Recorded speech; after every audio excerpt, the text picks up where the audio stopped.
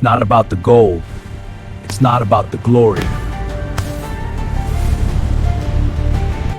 What are you doing here? Just playing, Uncle. Go home now. It's not safe. Okay, Uncle. Where do you think you're going? That's enough. Leave him alone.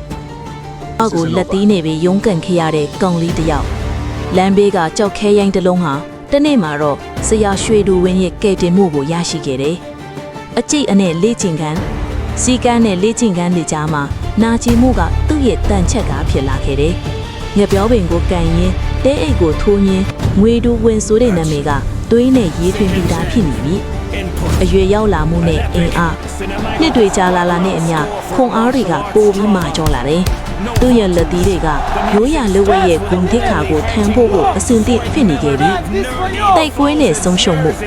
ကျိုးဝိုင်းထဲမှာတော့သူဟာကြောက်စရာကောင်းတဲ့တိုက်ခိုက်သူဒါပေမဲ့သူ့ကိုလမ်းမှန်ပြခဲ့တဲ့ဆရာသမားဆုံးရှုံးသွားတဲ့အခါသူ့ကဘာကြီးဟာခက်တန့်ရက်တန့်သွားခဲ့ရတယ်။စိတ်သက်ကိုပြန်လဲစူးစီးခြင်းနာကျင်မှုကိုခွန်အားဖြင့်ပြောင်းလဲလိုက်စမ်းဆရာရဲ့နောက်ဆုံးစကားကသူ့ကိုတောင်ထိပ်ပေါ်မှာစိတ်သက်အသစ်နဲ့ပြန်လဲနိုးထစေခဲ့တယ်။ချန်ပီယံနဲ့ဂုဏ်ပြုခြင်းနောက်ဆုံးမှာတော့သူဟာကျိုးဝိုင်းတဲ့ကစိန်တပွင့်ဖြစ်လာခဲ့ပြီဆရာကျွန်တော်လုံနေခဲ့ပြီမြန်မာလက်ဝဲရဲ့ဇလန်းကတော့ငွေတူဝင်နဲ့အတူဆက်လက်ရှင်သန်နေဦးမှာပါမိမအစွမ်းစစ်ရသည်ဒါပါမကောက်လိုက်ပြီကောင်းပြီပိုးပြီးကြိုသေးပါအားအပြည့်နဲ့လုပ်